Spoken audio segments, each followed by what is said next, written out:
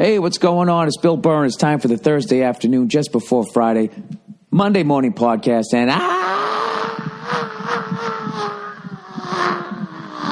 I'm just checking in on you. Listen to this shit.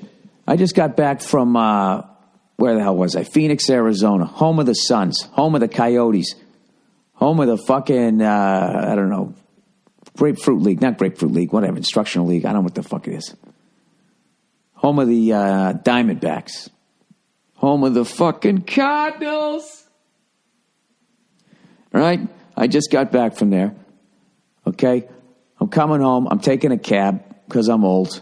I don't do fucking Uber. I don't do Lyft. I don't do any of that bullshit. All right? I'm fucking calling somebody and they just pull up in their car. I don't do it, right? I fucking take cabs. So I pull up to my house and there's this fucking whatever state truck there. These fucking guys are in my yard. The gate's open and one of the guys got a ladder up to the side of my house. So I just walk in. I'm like, yeah, hey, what are you guys doing? And he goes, oh, God, finally somebody's home. I'm like, what do you mean? My wife didn't let you in? He was like, no, there was no answer. And I'm like, then what are you doing here? And he goes, well, I keep coming by. There's nobody here. I got to check the meter. They said you put a new electrical box. You guys are never home. I mean, what was I supposed to do? I was like, I don't know, not come into my fucking yard? What do you mean, what was I supposed to do? Every time I go to the bank's closed. I mean, what was I supposed to do? Come back when they're fucking there, you cunt. He just kept saying, what was I supposed to do? You're trespassing, you asshole. He just kept saying, what? You know something? I actually kept my cool, though. I just calmly said, I don't know, not come into my yard. I go, if I keep going over my neighbor's house and he's not there, that doesn't give me a right to go in there. And he goes, well, I got to go over. I got to get to the pole. I mean, when they change the box, they only put temporary, whatever, fucking things on there. I got to put the right things on there. I don't have your phone number. I'm like, well, whose fault is that? It's not my fault. Nobody asked me. You guys never called me, or I guess you couldn't call me. But you should have got it from the electrician. He goes, yeah, the electrician didn't give it to me. I go, well, there you go. So the other guy is grabbing the ladder. He takes it down. And he's fucking walking out. I go, what do you need to do here? He goes, no, I'll get out of here. It's just like, dude, you don't got to fucking pout now. You know what I'm saying is right. Fucking walking. You just open the gate. You just fucking walk in. Unbelievable. I like the other guy. The other guy immediately was fucking, he's looking down. He knew the guy was wrong. The guy was basically like, this is like the third time I come over here. Nobody ever answers the door. I'm getting sick of this. And he just fucking, I don't know, climbed over the wall. I don't know what, the gate's locked. I don't know how they did it. I mean, he had a ladder. I guess he just fucking went right up and over it.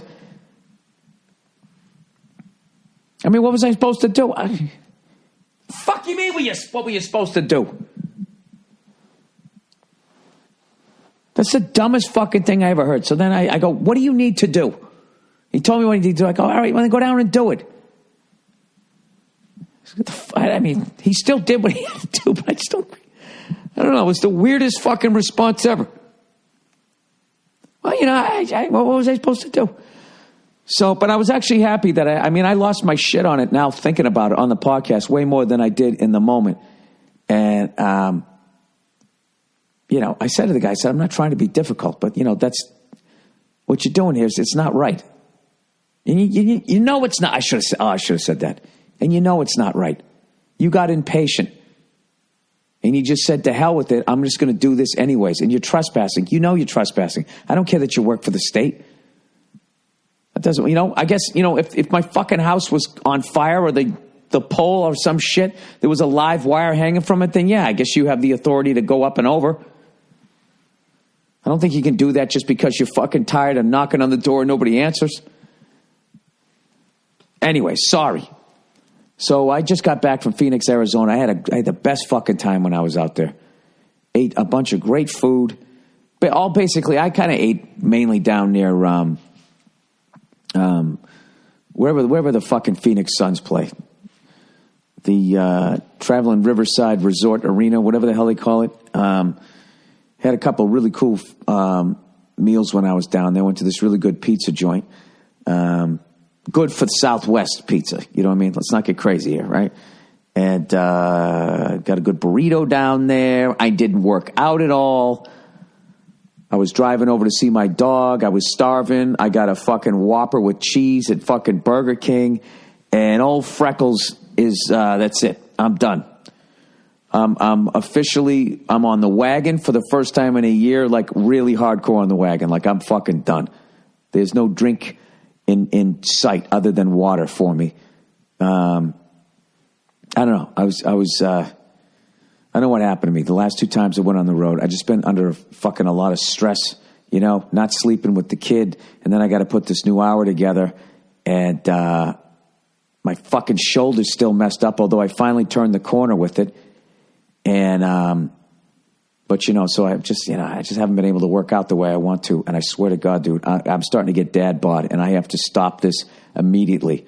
I am too goddamn vain. You know when you just look bad in a T-shirt?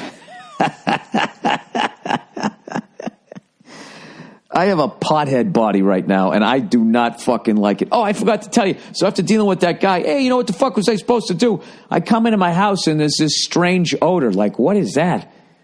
Is that some hippie candle? What's going on? And I come downstairs, and Nia tells me that a fucking pipe or some shit burst the night before, and all this water came out. I go, you got to be shitting me. You got to be shitting me. And I go, okay, did you go to the front of the house like I showed you and turned off all the water? No, I turned it off under the sink. I'm like, oh, God. Okay. I'm smelling water. And then I look at my bedroom ceiling, and there's a brown stain just ever so small in this little fucking crack. And I was just like, oh, my God, not again. Please tell me not again. So I run upstairs. I shut off the main fucking thing. You know, this is this thing about these feminists. They don't want to do fucking housework anymore, but they're not going to do the guy shit either, like knowing how to shut the fucking water off. It's like, so what exactly are you going to do? Fucking watch Mary Tyler Moore reruns? So, I'm sorry, whatever. I'm flying, I'm run upstairs, I'm flying out the fucking door, I shut it off, and then now I got my stupid fucking iPhone flashlight, because the fucking guys outside checking the box have cut off the electricity, the water's off. Now this is just basically a glorified fucking log cabin, and I'm going through the crawl spaces and all this shit, and I'm trying to find out where this water's coming from. Has it collected? Is the ceiling going to collapse? What is going on? And fortunately, I think we're all right. And it was also fresh water, so I don't think the guy was like, you don't have to deal with mold, which I don't even know if that makes sense to me. I mean, it doesn't also depend on what the fuck's inside the pipe. I have no idea. I'm sure there's going to be a bunch of people tweeting at me, scaring the shit out of me. So that's basically what I came home to. But the plumber came by, changed the fucking thing that needed to be changed. Hopefully everything's going to be all right. But once again, everybody in your house, I'm telling you right now, needs to know how to shut off the fucking water. Everybody. In fact, that's the first thing I'm going to teach my daughter once she starts walking around. You know what I mean? When she understands the concept of water and what it can do to your house. All right? And I'm just going to be like, look, the next time I swear, I'm getting rid of this house. I'm done with it. Fuck this house. I've had it. I've just had it with this fucking house. It's my own goddamn fault. It's what happened when you buy a 100-year-old fucking house that has a lot of character. I'm going to sell this fucking house, and I am going to buy some brand new Home Depot'd out, no character whatsoever. I mean, I want it to look like a fucking food court. I don't give a shit as long as everything's brand new in it. Don't mind like the people won't put it together right, and I'll still have the problems. But I was literally, when I was in the crawl space, right, with all these fucking cobwebs and all that, it was it. I officially fell out of love with this house, and I was like, you know what? Fuck this house. You know what? You know what? You win, House. You fucking win. You broke me down. Cool Hand Luke. You finally fucking did it. What's your dirt doing in Boss Man's hole? That's what this house has been doing me the entire fucking time I've lived here. I don't know, boss. We got to get it out of there. What's your dirt doing in Boss Man's yard? I don't know, boss.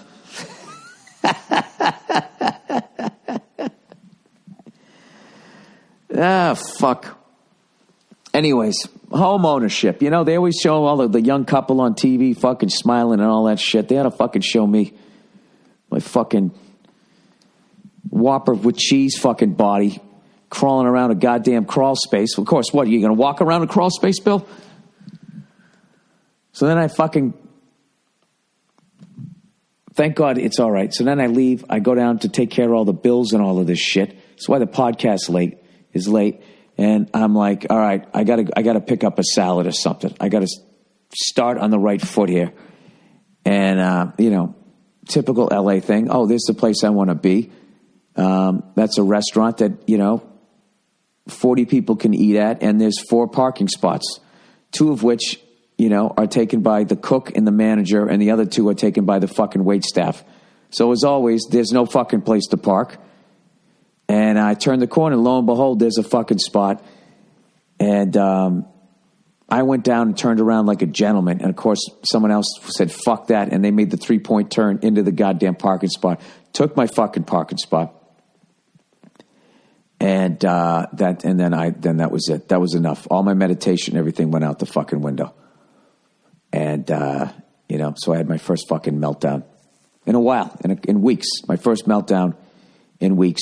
And then I went from yelling at the guy who fucking took my parking spot. It was my parking spot, right? He got there first. I saw it first, but he fucking made a better move, and he boxed me out. Like, you know, he got the rebound. I went from yelling about him in the car to myself to yelling even louder about the electrician to yelling even louder about shutting the fucking water off the second there's a goddamn problem. And then I found a parking spot, and I got out. And I think I was yelling so loudly, like somebody walking by was looking at me all fucking weird. And I don't know. Whatever. I had a little bit of a setback. But anybody out there, if you'd like to buy a house with a lot of character. Oh, this house is a character. I'll tell you. It'll have you scratching your head. Maybe I'll sell this. I haven't even talked to Nia about this. Maybe I'll sell this fucking house and we'll just move into one of those soulless fucking high rises. You know those things that people do, the empty nesters do, when they just don't want to deal with the fucking house anymore, which I never understood. It's like, why the fuck wouldn't you want to live in your house? All the kids are out of there. You got all this space. It's going to be great. Now I know why. Now I know why. Oh, do I know why? Because this shit's going to happen. You know, I completely fucking get it now. Like, I don't give a fuck about a view. I don't give a fuck about, old school shit. I don't give a fuck about anything. All I give a fuck about is if something breaks, it's not on me. Where can I live like that? I might go back to renting. This house is it's a motherfucker. Never again. I'm telling you right now, don't ever buy a fucking old house unless you're handy, or unless you just like making your life fucking difficult. I'm telling you. This is the classic. This is what me and Verzi were laughing about all week. Was how he makes his life easy and I make my life difficult. He buys a fucking house. The last fucking guy redid the whole thing. He turnkey. I need to be more Verzi. I gotta fucking do that. My next fucking place. I don't give a shit what it is. I'll buy a fucking Winnebago. Brand new, though. Just live in that, right? Where, Bill? There's no fucking parking spots out here. I don't know. Sorry. Anyways, so I'm going to be Billy Elliptical Head. Billy fucking no booze bag. I'm going to be eating salads and all this fucking shit. And, I got to get this under control. I'm disgusted with myself. It's time to walk into the fucking bathroom mirror and just trash myself. Take the shirt off. Let's see what it is, I look like Tom Brady at his first weigh-in, you know? When he was a college student just eating Cheetos. He was like a third-string quarterback or some shit. Well, I don't look like his face. I look like his stomach.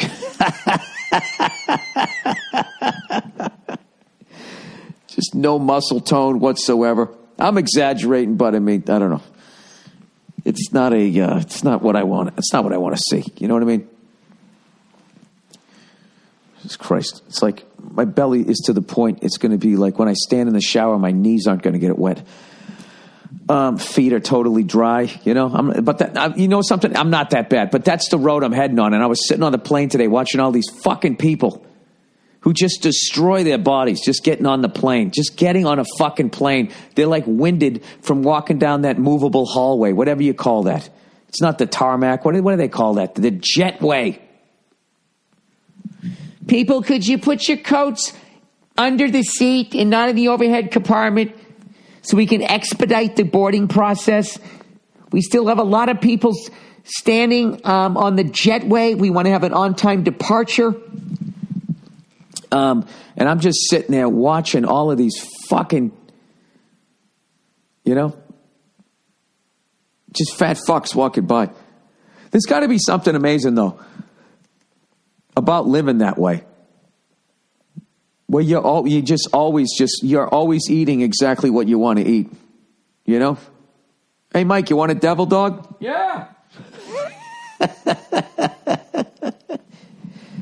Dude, you want to get a burrito? Sure, absolutely. What do you feel like having?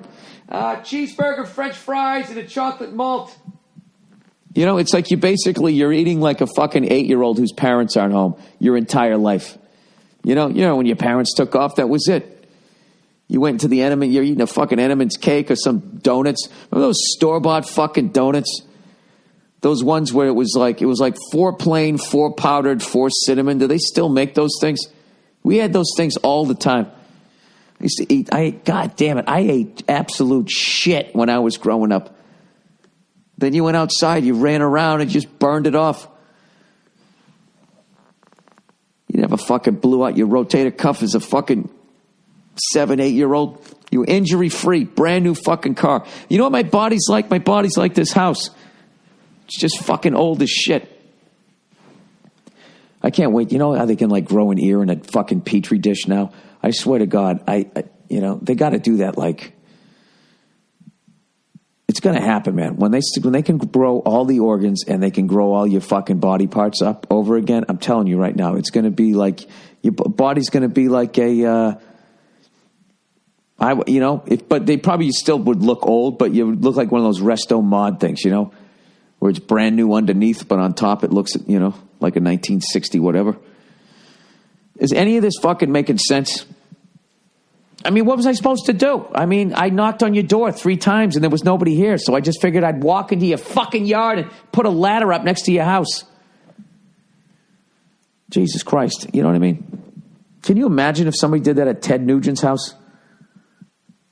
How many fucking bows and arrows would that guy have in this stupid construction hat? What do you got the hard hat on for? That is like that's going to help. Like when you fall off the ladder, that thing doesn't fall off with you. Maybe that's why he did it. He had his hat so fucking tight he wasn't even thinking. Anyway, so I was on the road, and last night I missed the Celtics beat the Golden State Warriors. Holy shit.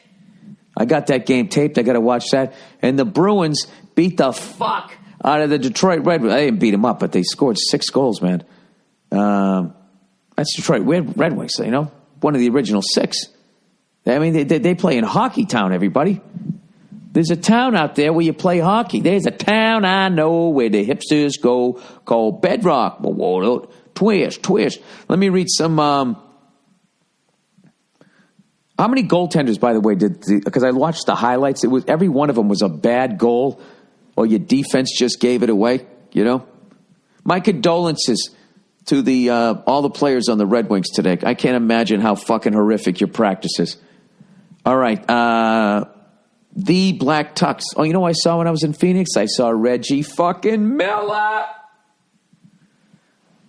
It's fucking amazing.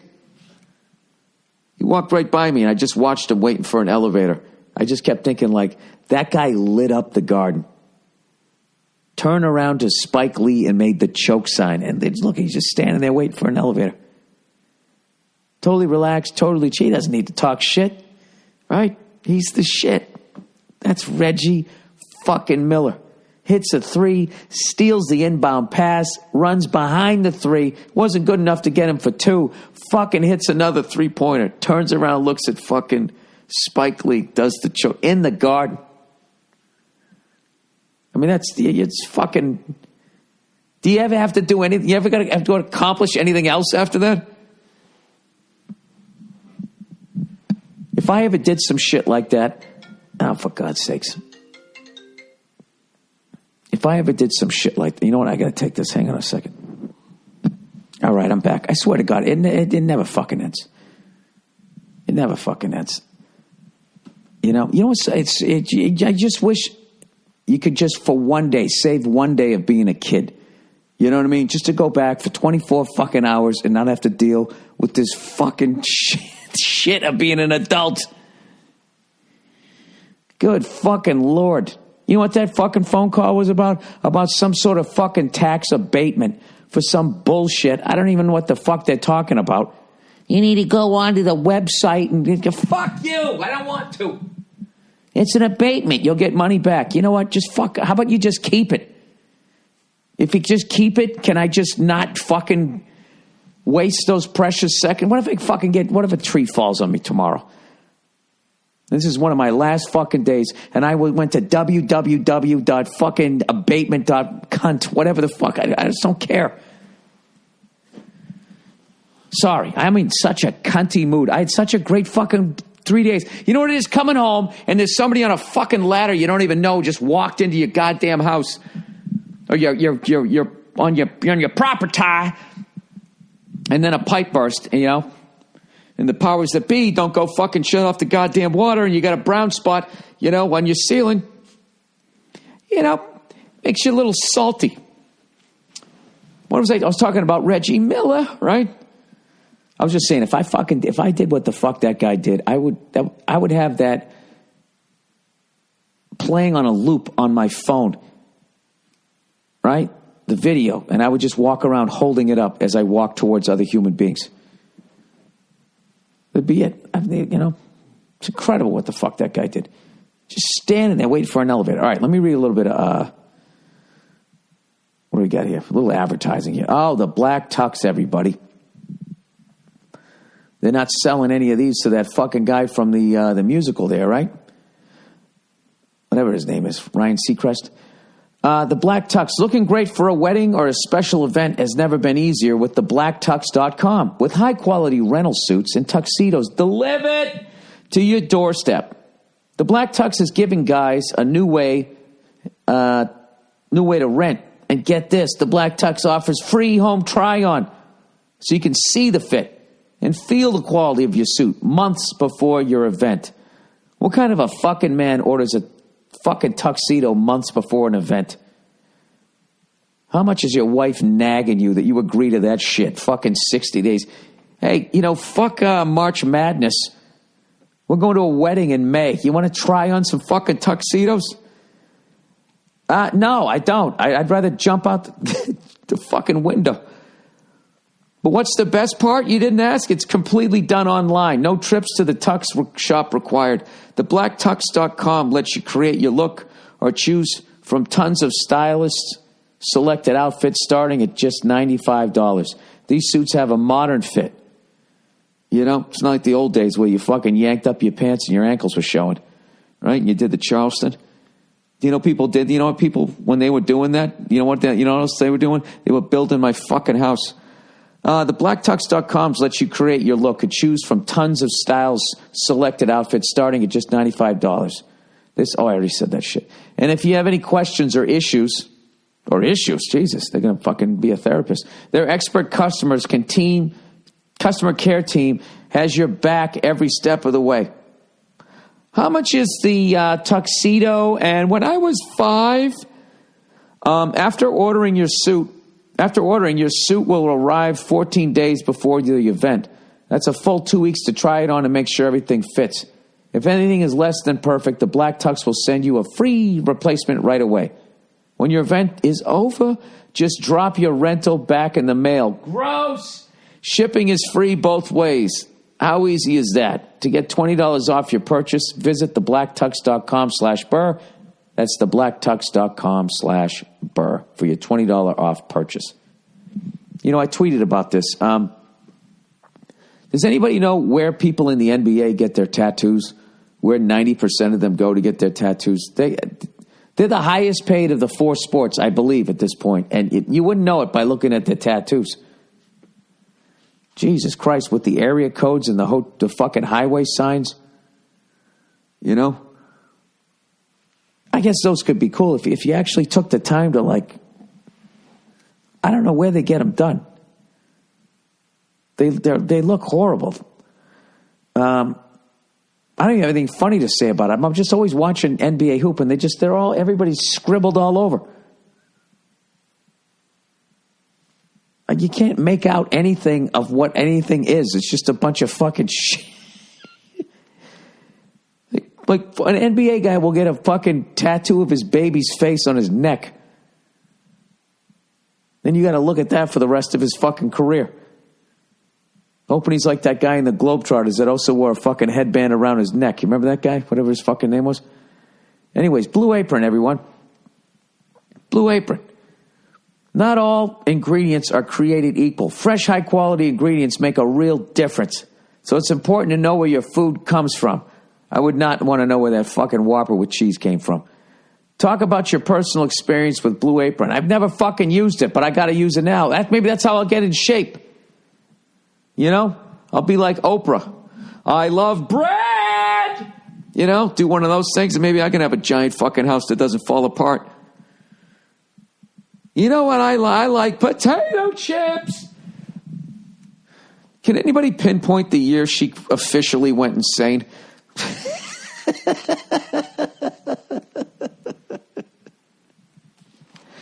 She's just been famous too fucking long. I think it just makes you go crazy after a while.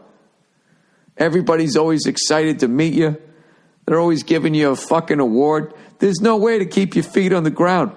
And then you just think everything you're saying is interesting or exciting to the fucking point. You'll just scream something like, I love bread! Sitting in a giant fucking yard. Every time I see her, I'm just like, what is she doing? Jesus Christ, Oprah.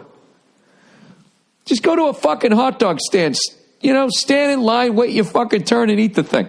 Just do that every once in a while. It's fucking... Who likes cookies? And you got all those fucking... You know, her cult of women that just hang on her every word. Just hoping maybe this complete stranger on TV, she's the one that's going to make me happy. I mean, that's the saddest part of watching one of those Oprah shows. I don't even know if she does it anymore. I'm just going to pretend the show's still on the fucking air. It was all those women that sat in the crowd. The fucking look of hope on their face. You know? I always wanted to see, you know what they should have had next door? Was the sea of men that all those fucking poor women were married to. You know? That fucking motley crew of insensitive cunts that never told them they were pretty or whatever the fuck they needed. Whatever they needed, they weren't getting there. That they would go down to this studio audience and just fucking sit there with that fucking...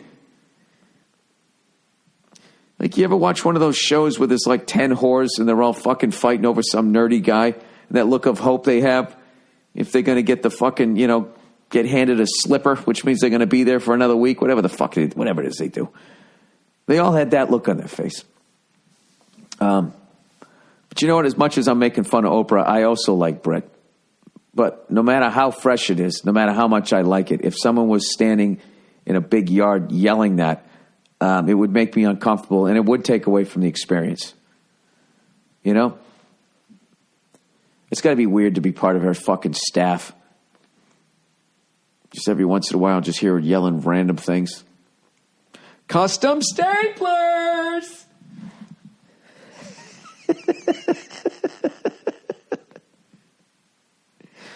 I bet Stedman knows how to block that out, huh?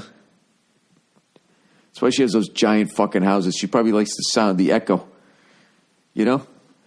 She's like Rosebud level famous. Citizen Kane. What the fuck was I talking? Oh, Blue Apron, everybody. For less than $10 per month. No, per person, per meal. Blue Apron delivers seasonal recipes along with pre-portioned ingredients to make delicious home-cooked meals. Choose from a variety of new recipes each week, or let Blue Apron's culinary team surprise you. That's an Oprah thing. We got a culinary team to surprise you. Recipes are not repeated. How bad is my act right now that I did it 6 times and I can barely talk? That's what's called having no jokes. So what you do is you just scream your shit, throwing it against the wall. Some of the shit that came out of my mouth is, oh my God. Somehow I made a reference to Whitney Houston drowning in a bathtub. Like that's how desperate I am for fucking material right now. Recipes are not repeated within a year, so you'll never get bored. Customize your recipes each week based on your preferences.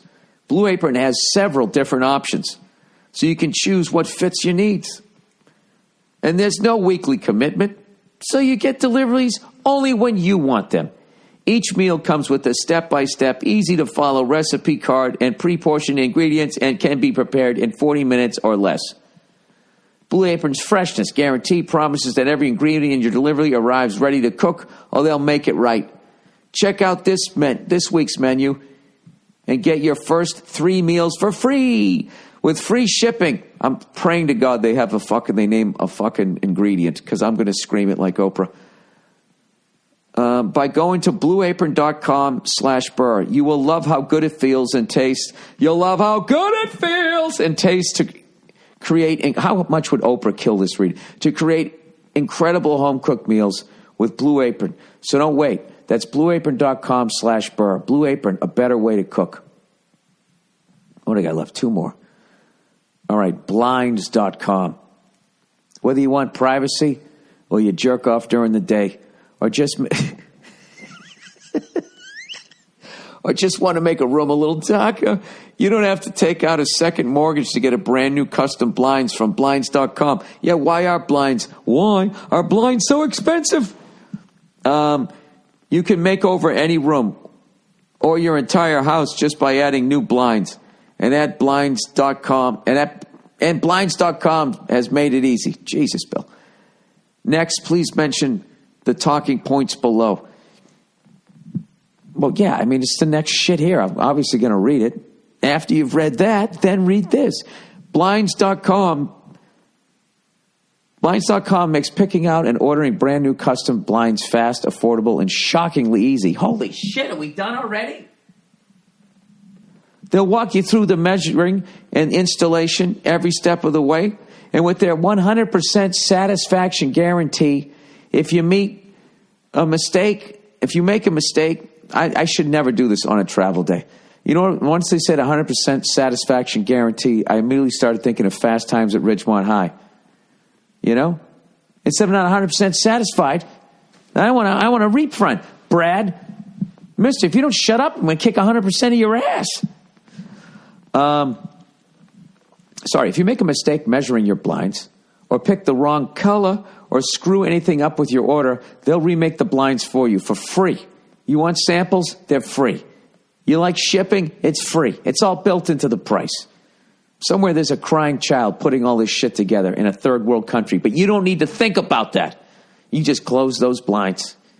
You close those blinds and you never hear them crying. Whatever your level of confidence in the following instructions, whatever your level of confidence in following instructions, or even using a measuring tape, the design consultants at blind.com will get on the phone with you and walk you through every step. Oh my God, that's got to be the worst fucking job ever. What do you do? Over the phone, I talk people through putting blinds up. I find it really rewarding. Okay, now, when you're turning it, are you seeing more of the outside or less? Well, okay, then you want to turn it the other way. Yeah, turn it the other way, and then, yes, they'll close. Are they closing? You are seeing less of the outside. Okay. Do you have any more questions? They'll answer your questions and even send you instructional videos. However you want to interact, you can't get this wrong. You can get made-to-order custom blinds without paying custom prices, only online at blinds.com. Call to action, capital letters, must read. G to blinds.com and use go. There's no O there. Oh, I thought that was like some shit right there. G to the motherfucking blinds.com. There's no O in the copy here. Go to blinds.com now and use promo code Burr for 20% off. That's blinds.com, promo code Burr. Rules and restrictions may apply. See blinds.com for details. I'm definitely going to see the details. All of a sudden, I know where there was rules and restrictions.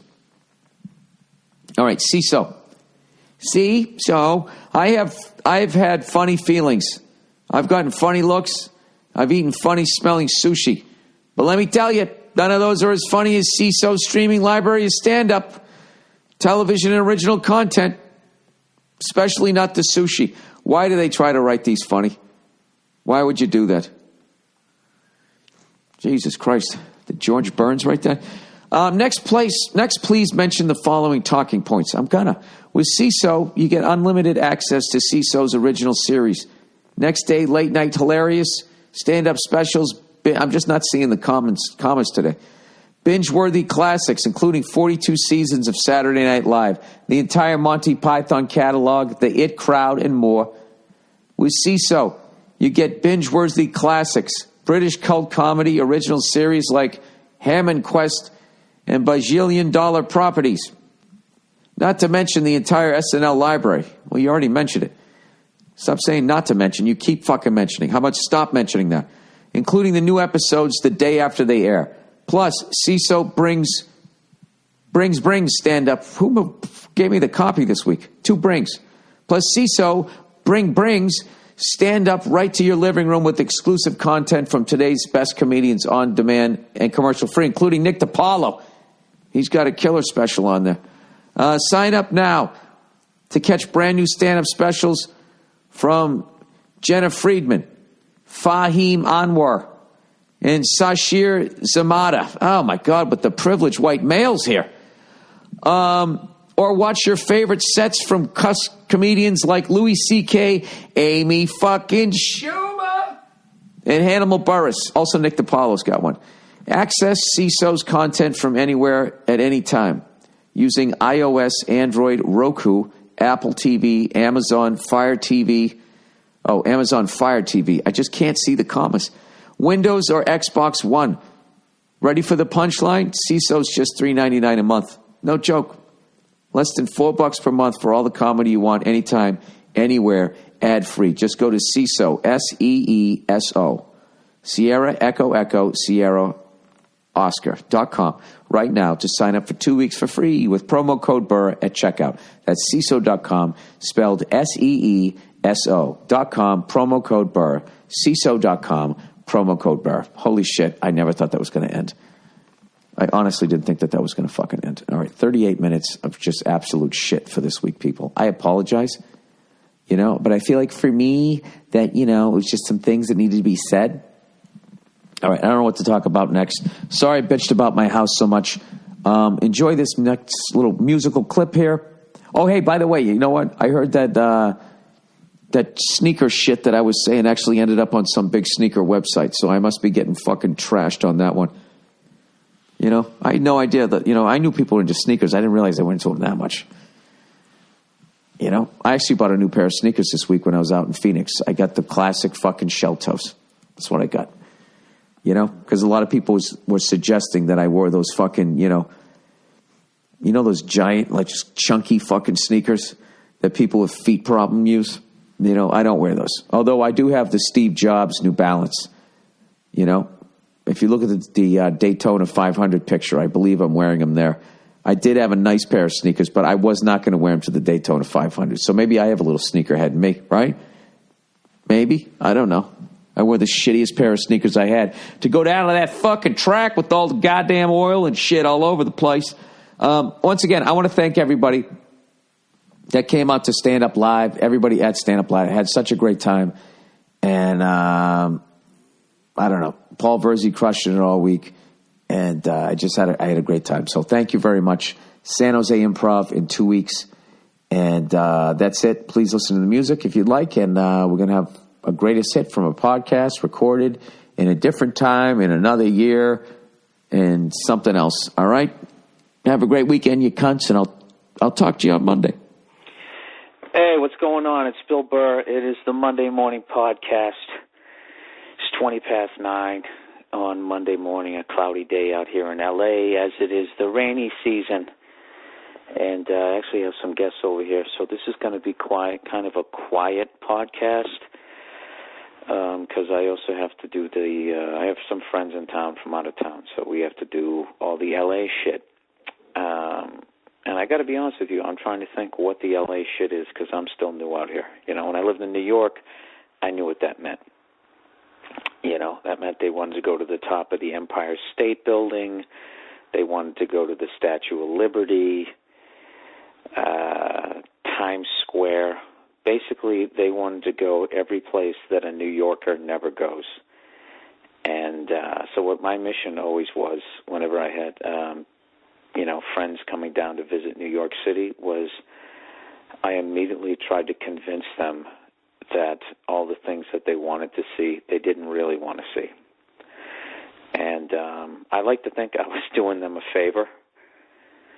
But, part of it was selfish because, I'm not fucking getting on a boat to climb up into a statue that's looking out into the ocean. You know what I mean? It's like, I don't know. You want to talk about underrated, overrated? Okay, overrated, climbing up into the Statue of Liberty. If you can even still do it with the whole 9/11 America or whatever that we live in now. I don't even know if you're allowed to fucking do it anymore. I'm sure they'll let you if they if you let them fingerprint you and scan your fucking retinas. But anyways, I don't know. I always feel like when you go to a city, like personally, I want to do a few touristy things, but I want to hang out with the locals because they always know the good bars and the restaurants and that type of shit. So that's what I used to try to, convince people. But it's hard sometimes. Sometimes you just got to give in. Like when my parents came down and they wanted to eat at Mickey Mantle's on 57th or 59th Street. And, you just can't stop people from doing shit like that, Isn't this a great burger? No, it isn't. It's a touristy burger, and it's fucking $18 more than it needs to be because when you look out the window, you can see Central Park. What is wrong with you, Mickey Mantle's? Yeah, it's great. Let's go get a hot dog at Wade Boggs. The fuck does Mickey Mantle know about making a burger? Okay, if you want to go boozing at Mickey Mantle, that's a low blow. Fucking dead legend. What the fuck is wrong with me? I apologize to Yankee fans over that one. I shouldn't. And sports fans in general. Mickey Mantle never did steroids, did he? Granted, they didn't exist back then. And I got to tell you something. It's too bad he didn't. And it's too bad they didn't exist back then because we would have got to watch that guy, have the body of a 22-year-old until he was 42. And I got to tell you something, man. After, just watching some of these guys get busted and, getting busted for being on juice, they always have that question, should people who do steroids be allowed into the Hall of Fame? And I think after the A-Rod thing, I'm finally thinking, no, they shouldn't. And just for the simple fact that, like I just said, it's like it doesn't help you get better. It just keeps your body in mint condition until you're like 40, 42. And all these guys who get busted, the second they get off them, their numbers go right through the floor.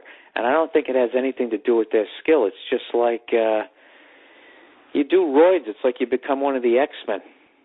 I'm not really big on those action movies and shit, but those movies where, somebody gets superhuman healing abilities and he slices into his arm and it immediately heals up. It's like you're literally doing the real-life version of that. And I don't think it's fair to guys like Ken Griffey Jr. It really isn't. Like, that guy quietly hits 600 fucking home runs, and I, kind of stopped noticing 10 years ago when all these fucking gorillas were coming up to the plate. I don't know. I've said this before. Maybe they should have a special wing, the roid rage wing of the Hall of Fame. I have no idea. But I got to admit, I think we're all hypocritical for giving those guys shit because no one gave a fuck about baseball. And then all of a sudden when McGuire and Sosa came around, that was one of the best years of baseball ever. And everybody made a ton of fucking money.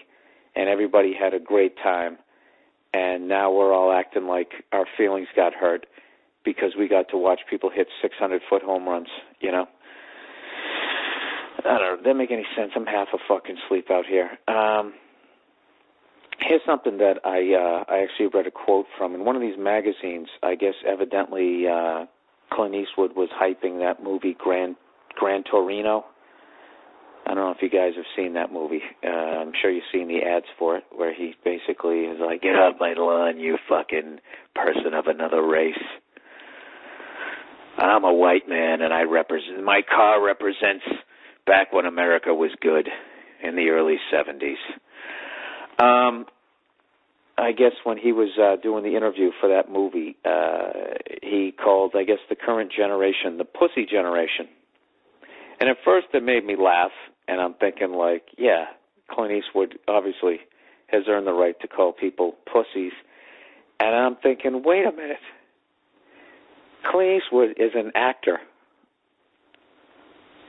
okay, who plays tough guys, who never loses a fight, really. And even if he does lose a fight in a movie, it's a fake fight.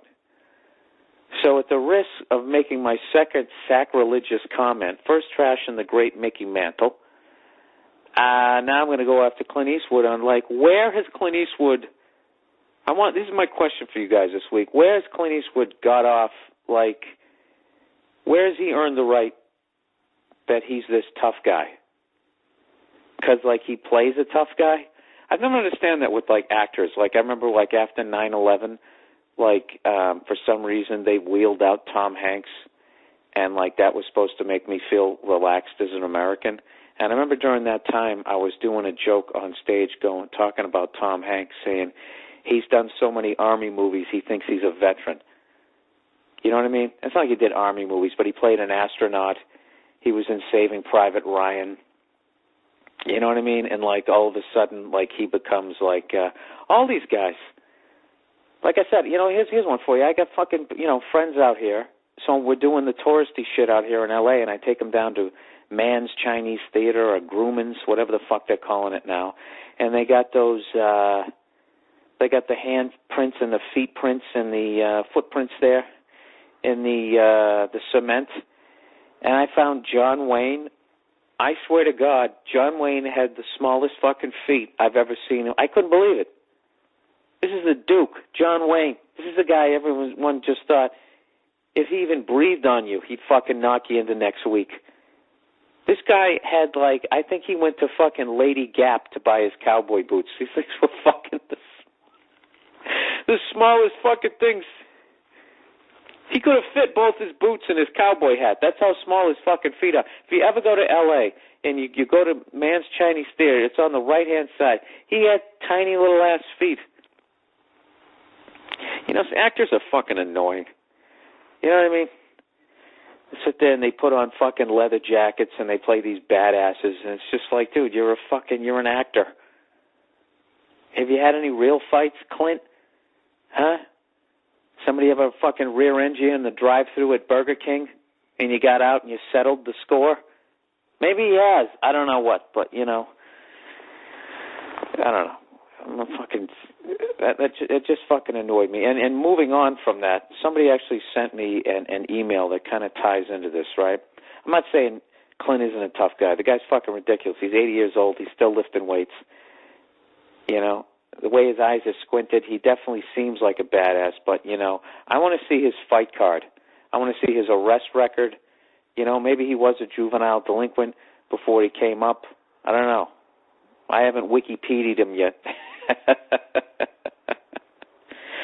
I have no idea, but this is just, I don't even know why I'm defending this generation of people, because I'm 40 years old, so technically the only generation that pop culture gives a fuck about is the young kids, which is basically, I don't know whatever it starts to is basically, once you're over the age of 24, nobody gives a fuck about you anymore as far as, like, what music you're listening to. Anyway, so this woman wrote me this, email, and it said, let me get down to the blah, blah, blah, blah, blah, all this type of stuff, saying really nice stuff to me, which I'm going to blow through here, even though I totally appreciate it. And she was commenting on the guy last week. You know the guy last week? I was reading a story where he was hanging with this girl, most beautiful girl he's ever seen, but she's dumb as a brick and is a fucking pothead, and he can't figure out how to close the deal with her. So this is what she said. She said, and about the guy who asked about what he should do with the pretty pothead girl. Ask him if he tried to get physical with her. Wouldn't he know whether or not she was interested in a physical relationship if he had made a move on her? Which is a great point, because maybe he didn't. And she said he's probably one of those hesitant guys that want the chick to make the first move. So typical of today. So I guess that's kind of back in Clint Eastwood, saying that this is like the pussy generation. I don't want to be a dick here, but I think a lot of that has to do with the oversaturation of date rape movies and these 100% chick tone shows like fucking Oprah. And all, I mean, they got you so fucking, I don't know what it is. They got everybody so convinced that women aren't the same lying sacks of shit that guys are with just different genitalia, that I think a lot of guys are approaching stupid pothead chicks like they're these princesses that need to be rescued. In other words, what I'm saying is he should just fucking bend her over. He should just stick her bag of weed on the floor in front of her ankles, and when she bends down to get it, he should handle his business. All right, that was ignorant. There you go. That's the first straight-up fucking ignorant statement of the week. Let's get on with it here. This is the Monday Morning Podcast. If you're wondering what this babbling is, I do one of these every single week, like fucking Cal Ripken. I'm the Cal Ripken of fucking podcast. I can't remember the last time I missed one. Even when I fucking miss one, I call up and I apologize. You know, does that count? If Cal Ripken missed a baseball game in the middle of his streak and he just kind of called in the Orioles and said, yeah, sorry about that. Yeah, but he called up. He called up before the sixth inning, so that counts as him showing up. Anyways, I do one of these every week. People send me questions. They send me their list of underrated, overrated. Sometimes they ask me for advice. Sometimes somebody sends me a cunty email, and they earn the right of douchebag of the week. If it's bad, criticism. If I deserve it, I'll take one on the chin. And also, I hype the stuff that I have going on in my career. Okay, Bill, what do you have going on in your career this week? Well, I will tell you. On next Monday, what the fuck is today? God damn this phone. What's 9 plus 7? The 16th, March 16th, I am going to be doing a couple of shows. I believe they added a second show at the Punchline in San Francisco. The first one sold really well, and last I heard we were going to add a second show. You can go to punchlinecomedyclub.com. I have all the information. I probably don't even have that up on my website, do I? What a moron. I'm going to do that at the end of this podcast. By the time you hear this, it's going to be up there, hopefully. I'm going to be at the Punchline San Francisco next Monday night with Joe Bartnick. And the shows are at 7 o'clock, and I believe they just added a 9 or a 9:30. And that's what I like to do. I like to hype shit where I have three-quarters of the information. And later on this month, the final weekend of March, whatever the hell those dates are, I'm going to be at the House of Comedy in East St. Louis. White people, don't be scared. It's going to be a nice mixed crowd, you know. And, you know, just like our president, nice and mixed, you know. There you go. Look at me bringing America together. And then after that, I got the Trump Marina. Why don't I get on my fucking website here and figure out? Are most of you listening to this, by the way, on my website? Because I got to admit, I'm starting on MySpace. I'm starting to feel like the survivor of a nuclear holocaust. You know, kind of like Will Smith's character in I Am Legend. Every day, every Monday, I will be doing a podcast at the pier down at the bottom of Manhattan. You know, going to watch a saber-toothed tiger. I never understood those fucking lions in that movie. Where the fuck did they come from? You know, the only lions in Manhattan are in the zoo. So if the zookeepers all died of whatever fucking disease it was that some animal lover who came up with the end of the world rabies? I have to let these lions go. Then get mauled to death just like he fucking deserved. Okay, here we go. Sorry, I had to do that until I got to my website. April 4th, 2009, I will be at the Trump Marina with Uninformed's Joe DeRosa. Comedy Central presents Joe DeRosa. Every local bar in Manhattan's Joe DeRosa. Sorry, Joe, if you listen to this. Good things come in three, and you only have two good things in your life, all right? And I'm one of them. Don't ever forget that, you fucking half-Egyptian jackass. All right, getting a little louder, a little more angrier. What else do I got? I got the Funny Bone in Columbus, and my Caroline's date got moved from the middle of May to the last week of April / first weekend. I guess it's the first weekend in May. All right, I'm sure I'm going to get emails on that. Oh, my God, I was coming in from Chattanooga just for your show. Send me a free DVD. I will, as long as you open your mouth and let the mailman jam it down your fucking throat. All right. It's really getting mean here. Look at me, getting laughs from the girlfriend over there. She puts the fucking makeup on. Okay. Audience of one. Anyways, here we go. You know what's something that really annoys the shit out of me? Parents. I don't like former frat boy date rapists who then have kids and then sit there and now because they have a kid, I have to be respectful around them. I think I talked about this last week, but I'm going to talk about it again because it's happened again. I'm sick of you former fucking loud douchebags, who just ruined people's flights. You ruined baseball games. Basically, you're like me, okay? You're an asshole, and now that you have a kid, everyone else has to be on their best behavior because you ended your life and the fun in your life. Everyone else has to be on your schedule, all right? Fuck you and your fucking kid, all right? If you don't want him to be around a fucking animal like myself, don't take him out in public, okay? That's what they have board games for. So why don't you sit there with your board game and your dip and your turtleneck sweater that you don't want to wear as the rage for the person that you knocked up builds up inside of you. Why don't you keep that, all right? Walk out in your backyard and scream into a bush, okay? But leave your fucking kids at home because I'm still single. I don't have any kids, and I'm having a good time, and I'm not having you be a fucking wet blanket because you have this little creature that only half looks like you, all right? Okay. Coming up, swinging. All right. I'm playing to the crowd right now. I'm getting laughs, so I'm just fucking deliberately being an asshole. I'm really not in that bad of a mood. You're not single either. Huh? I'm not single either. You know what I mean. I'm not married either, all right? So watch your P's and Q's over there, sweetheart. Did I ever tell you I got my girlfriend the gayest little fucking, I want to put my makeup on. I'm a little 8-year-old princess. Women love that shit, and you think it would keep them from heckling you during a podcast, but it doesn't. The fucking happiness only lasts for a few days. All right. Question number 1. Okay, so if you're new to my podcast, I do, and this one is going to be a little short this week. I know I always say that, and then I end up doing 50 minutes, but I'm already up to 18 minutes. I'm going to try to keep this, about 30 minutes. Oh, by the way, I went down to Irvine last night, and I watched my old friend from the Chappelle Show, Charlie Murphy, do a nice hour's worth of killer material that I haven't seen before. If you get a chance, definitely check out Charlie. I think he really has just a totally original fucking style.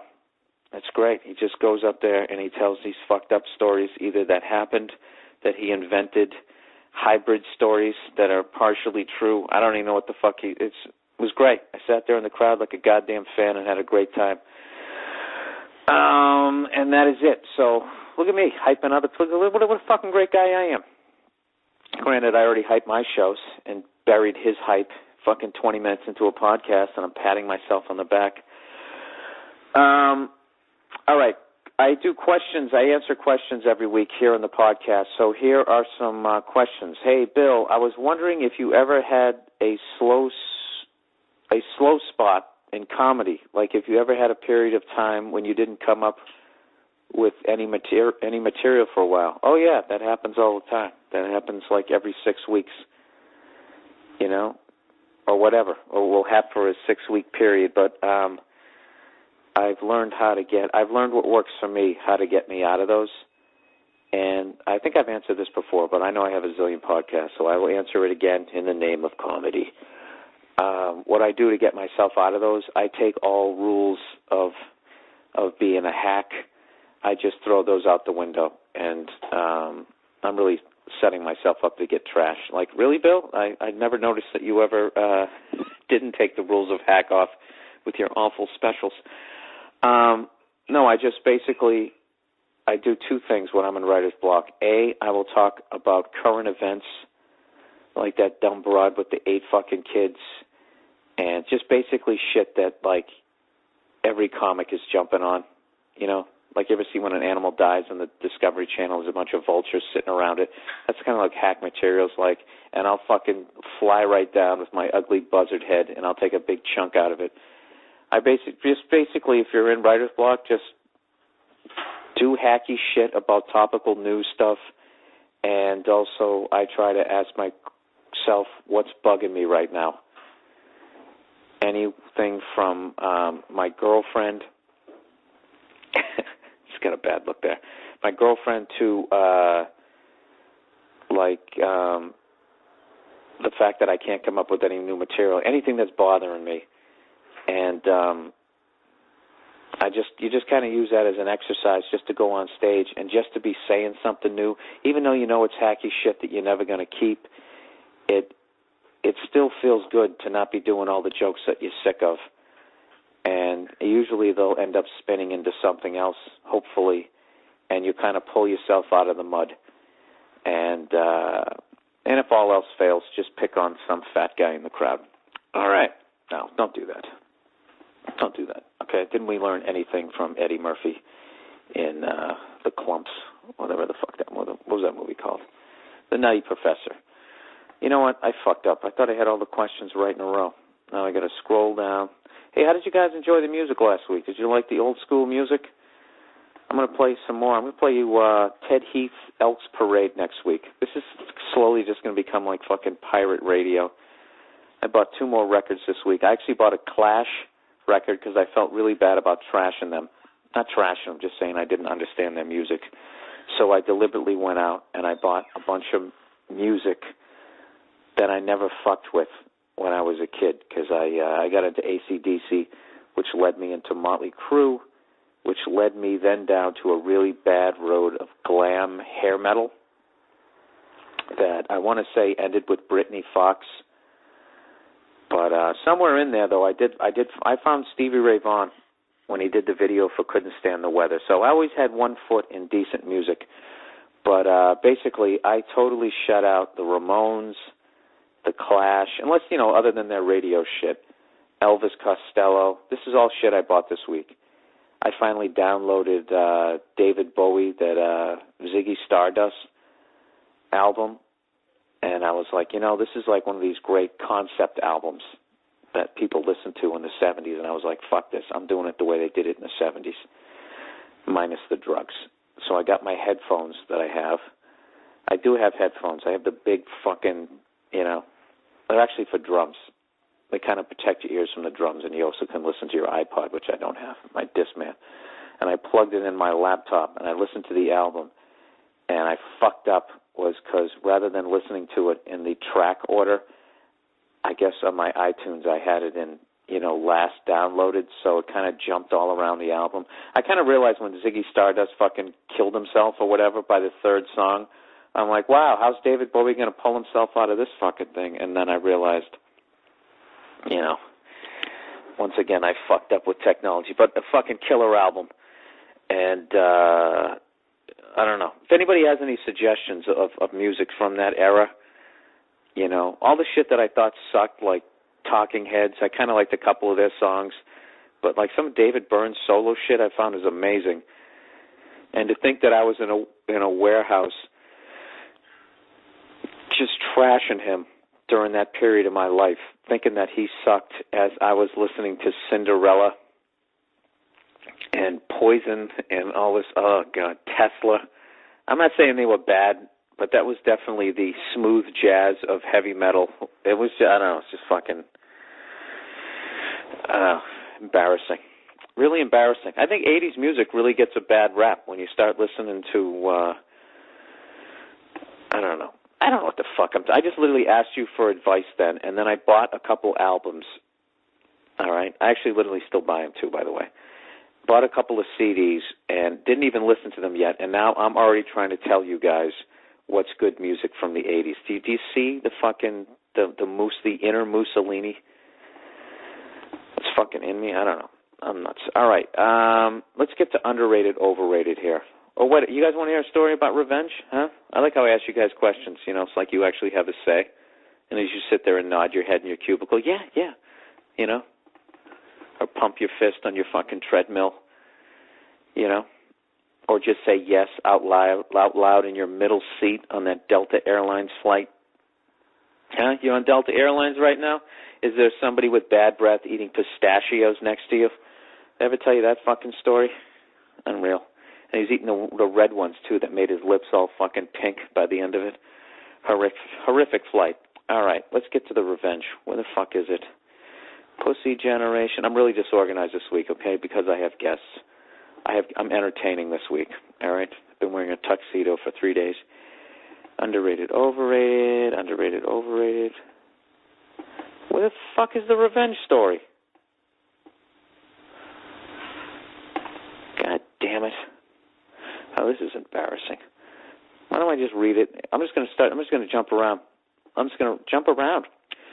Who's that, House of Pain? No. Who the fuck? Oh, fuck you. I don't know who it was. I tapped out during that period, too. All right, movie review. Bill, I just got back from the midnight showing of The Watchmen. I really don't know how to review it. I'm told it sticks pretty close to the graphic novel.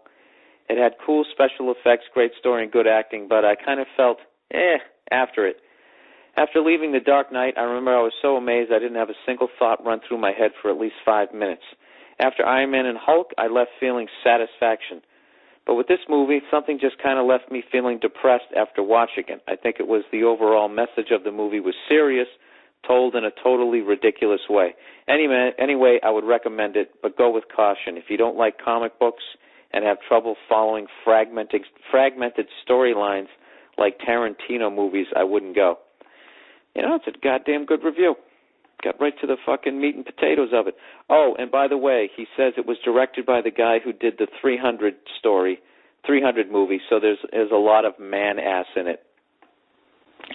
Yeah, I find that funny that guys really like that movie 300. I mean, I thought it was pretty ridiculous, but the amount of guys that get pumped after they see that, I mean, that literally was Playgirl, the movie, I thought. I just thought the whole thing was stupid. This is Spartus! All right, good luck with that. You know what that's like? That's like Beyonce. My girlfriend downloaded that fucking album. The name of the album is I Am ... Sasha Fierce. All right, Beyonce. Well, good luck with that character. You kind of still sound like Beyonce, if you ask me. Beautiful, gorgeous woman really can dance, but her voice, whew, Jesus Christ.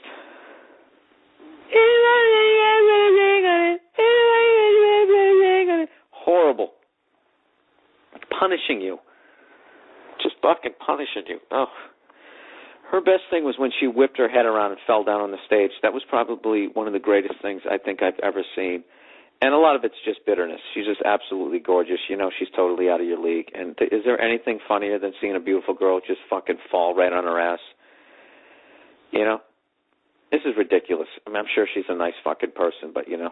Actually, the reality is I'm kind of thinking, like, this is Jay-Z's fucking wife, and didn't he stab somebody one time for something? Although he did it in a hacky way. He walked up and he used the Godfather line. He said, "You broke my heart," and then stabbed him. That's all alleged. Why don't I shut the fuck up? Okay, I will. All right, here's the revenge story. Bill, I'm not really into revenge, but if someone fucks with me to the point where I think about pushing them off a cliff, then yeah, I kind of feel like I have to do something. So, here's my story. Oh, this is a good one. Settle in for this one. If you're at home, get underneath your Afghan and roast some fucking marshmallows, because this is like, this is the closest thing to a ghost story. This just has that evil fucking Last House on the Left vibe, which I love that they're making again, because that reference will finally make sense to people. If you don't know what that is, there was a genre of films in the 70s, which were basically rape movies. Last House on the Left, Gator Bait, fucking I Spit on Your Grave, and evidently they're going to make a comeback, which I think is fucking hilarious. You know, we haven't had a good rape movie in a while. All right, let's remake Last House on the Left. I think that needs to be updated. All right, anyways, Bill, I had a girlfriend for about 3 years. Well, this is the revenge story. Bill, I had a girlfriend for about 3 years who ended up cheating on me when I found out about it. I called her out on it, and she got defensive and turned on me, blah, blah, blah. Wow, dude, that's some pretty, she's got skills if she was able to do that. You cheated on me, you fucking bitch. Yeah, well, you never do the dishes. Okay, I'm sorry. I guess you made a good point. How the fuck could she turn on you unless you... All right, Bill, just shut up and read the story. Okay, I will. So anyway, she turned on me. Then he goes, I made the poor decision and took her back about a year later. About a year later, she cheated on me again, and I told her to go fuck herself. Prior to the second cheating, I had bought a trip to Disney World for us. About 8 months after we broke up, it was time for the Disney World trip, so I asked her if she wanted to go. She said yes, and off we went. Now my revenge kicks in. See, this is just like one of those movies. Starts off all nice and sunny. We're going to the camp. We're going to Disneyland, and here comes fucking Jason out of Crystal Lake. So now my revenge kicks in. All of the degrading things I've ever wanted to do to this chick, I did to this one. Okay, and I have guests, so I got to mumble this shit. I busted on her face. I pounded her into the ass until she puked. Jesus Christ. Women are just literally ripping their headsets off right now. Anyways, he goes, it was fantastic. On the fourth night, we had an argument. She told me that she wanted to go on this trip to try and win me back because she felt bad for all the things she had done to me. Basically, she was apologizing for cheating. When I told her that there was no chance of us getting back together, and the only reason why I fucked her was to make her feel like a prostitute.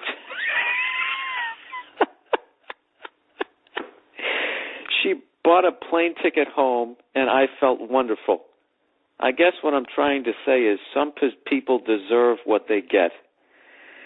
Oh, God, what a great, great story. There's so many levels to that. Okay, first of all, just the fact that she cheated on you and you took her back.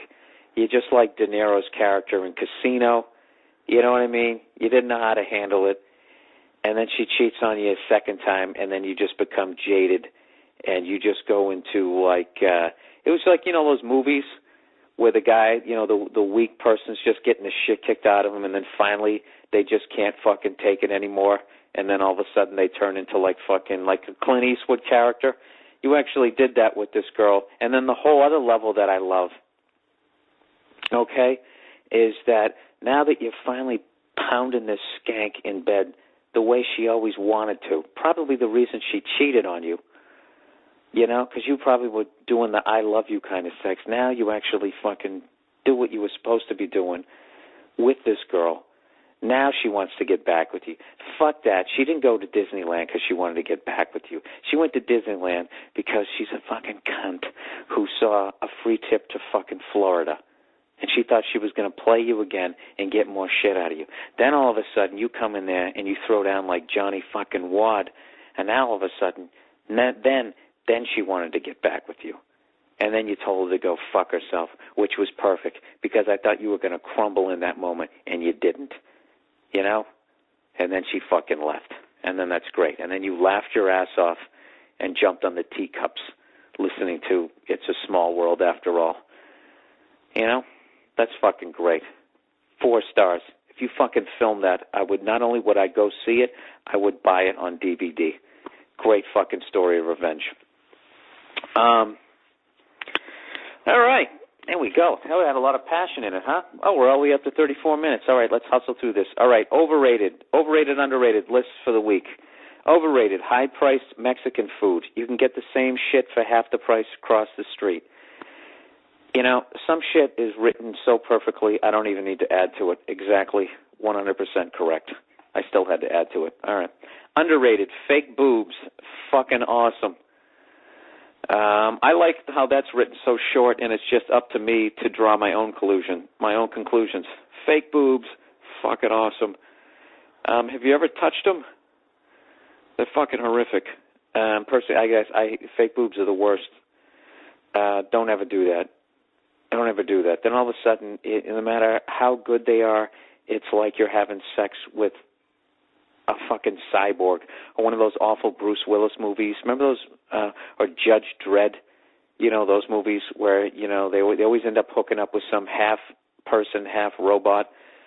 That's what I feel about that stuff. And I really don't understand why people get facelifts and stuff, you know?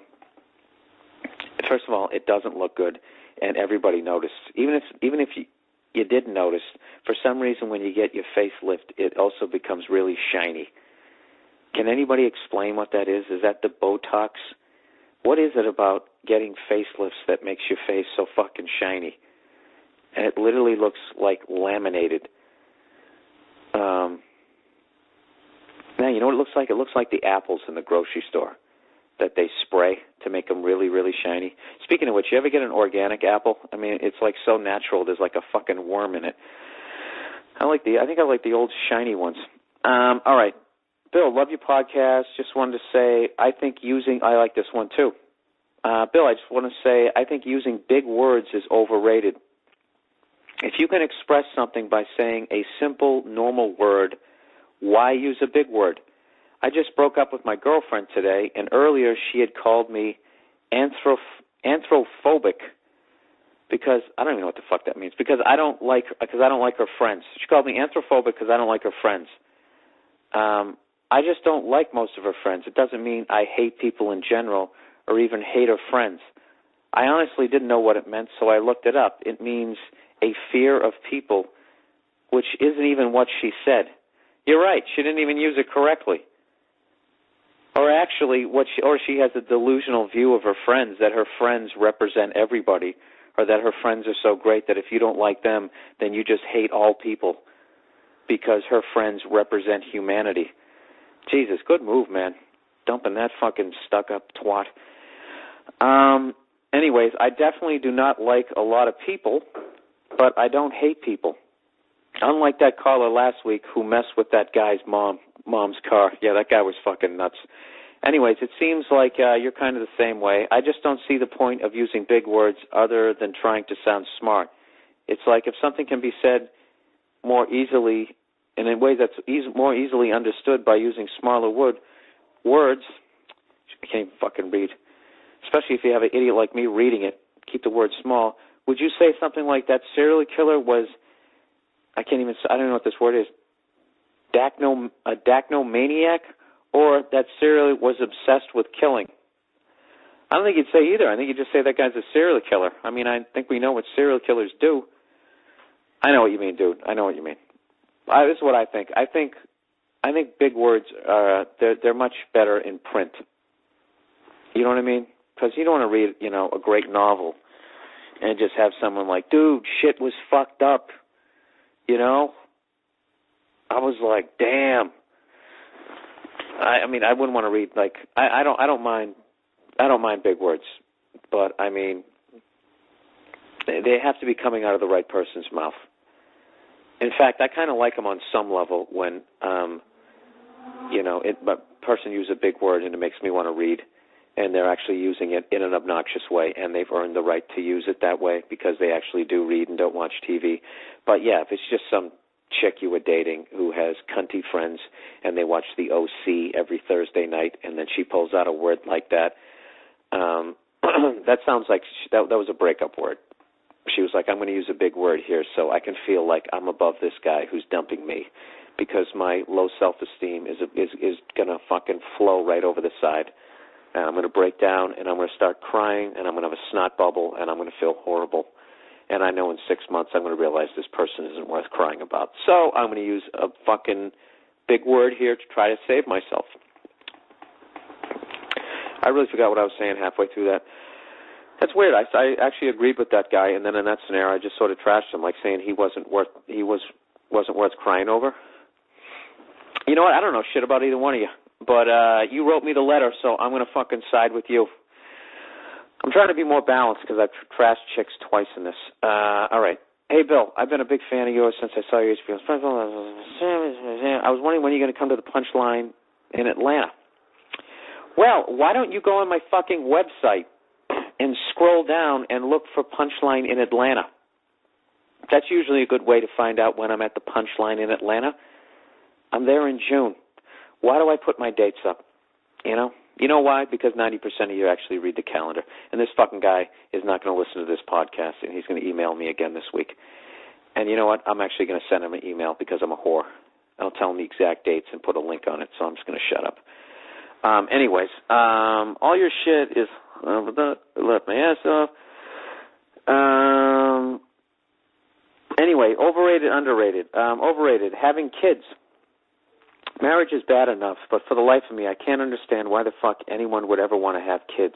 Your life effectively ends when you have kids. Everything you do has to be for them. How fucking pathetic is your life that you have, that you decide, you know what would be fun? Never having any fun anymore. I can't wait to clean shit out of some douchebag infant's asshole. Jesus Christ. Only get 4 hours of sleep a night if I'm lucky, and never have any fucking fun with my friends ever again. I mean, Jesus fucking Christ, are you kidding me? Underrated. This is the same guy. Maker's Mark Whiskey.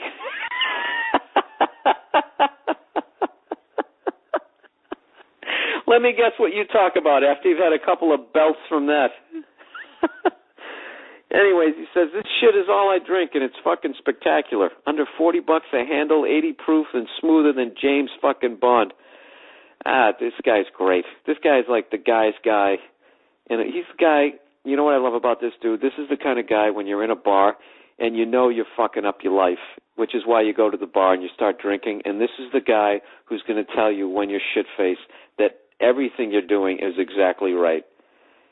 He's the guy who comes up, what's the matter, man? I don't know, man, I blew with this chick. And he's the guy who's like, you blew with this chick? What the fuck is wrong? You don't want to be with some fucking broad. What are you out of your fucking... And he just builds you up. And then you get hammered, you get a DUI, and then they take your shoelaces, and then you curl up on that burlap sack they use for a blanket, and you wait for your dad to come down and pick you up. You know, but in that moment, before all that shit happens, this guy's the shit. Dude, you know what it is? I think as you get older, like me, I'm starting to really feel like I want to have a kid now because it gets pathetic after a while, you know? I don't know. I don't know if it's the magnetic pull of the herd. You know what I mean? Everything has like a gravity to it, and I think that as much as you try to fucking escape the orbit of the fucking herd, you get pulled back into it. And I don't know. Sometimes I feel like I'm having too much fun, like as a 40-year-old guy, and I'm sitting there, you know, learning how to play good times, bad times, and I got the NHL package, and when I'm not watching TV, I'm learning how to play AC/DC songs, and when I'm not doing that, I'm fucking telling jokes on stage.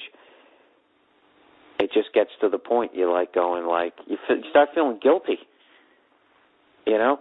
I don't mean guilty, but you just start looking like, you know what, I need to fucking teach someone else how to do their life like this. You know? I got to admit, I am a miserable motherfucker, but I'm having a great time. And you can have it too if you learn how to talk about your dick on stage. All right, last thing. Bill, you started talking about the Police last week, and it got me thinking about them. The band, the Police. Oh, this is when I was talking about all the music that I missed out on. The Police are one of the few that I listen to. anyways, you started talking about them, so it made me pull out some of my old records, and I started listening to them. And his underrated for the week is he said Sting is a very underrated bass player. Most of the bass lines he plays are amazing. I know most people think of him for his solo work and all the crappy new age stuff he does, but when he was with the Police, he could rock a bass like no other. Yeah, I gotta admit, yeah, he's fucking. I don't know if he is underrated. Not with musicians he isn't, but I think with people he's underrated because a lot of people feel that, yeah, a lot of his solo stuff is cheesy. And meanwhile, he's playing with some of the best, like Vinnie Colaiuta and all these fucking guys. And then, oh my God, that song's like really lame. That Fields of Gold song, which people think is like elevator music, has him on bass, and I think Vinnie Colaiuta's actually playing on drums. All right, I'm a music nerd. All right. And that's it. It's 10 o'clock out here, and I have to go. I got to go do some touristy shit. So, you guys, I really want to thank you for continuing to write in the questions, the underrated, overrated. You guys, you know what's funny? You guys are getting so good at this shit that the podcast, I think, are becoming better. I'm actually reading out loud in a much better way. You guys are actually using punctuation, and you're telling me some great stories. I'm loving the stories about revenge. And if you just want to comment on revenge in general, because, I don't know, revenge really, that's a line that I just don't cross that. I feel like that is the deepest, darkest part of your soul that you can go into. You know, you're fucking, you know what you're like Jimmy Smits on Dexter. Did you guys watch Dexter this season? I'm going to recommend a couple of shows. Dexter I liked, but you got to watch Brotherhood. Showtime on demand. You have to watch that fucking show, and it's just an unbelievable show. And there's a couple of guys. First season, a comedian Tony V that I learned so much from, and another guy actually started out with Kevin Chapman, who plays Freddie Cork, who's one of my favorite characters on television right now. I don't know if you're just into gangster fucking shows. It's the shit. It's a great fucking show. Brotherhood. I'm sure you can rent the first DVD. Even if you buy it. No, don't buy it, because then if you don't like it, then you're stuck with it. Then I got to listen to you be a cunt. But fucking go rent it somewhere. I'm telling you, it's a great show. And I'm also into Breaking Bad. Those are my 3 shows. Other than that, I just watch sports. And that is it. All right, this really tapered off in the end. I hope you guys enjoyed it. You guys have a great week, and keep everything coming, and I'll keep doing the podcast. I'll talk to you next week. Please come out and see me this Monday night, this coming up, Monday the 16th at the Punchline in San Francisco, or come and see me in St. Louis at the House of Comedy in East St. Louis. All right, I got a brand new hour, and I got a new chunk of shit I'm working on. All right, that's it. Take it easy.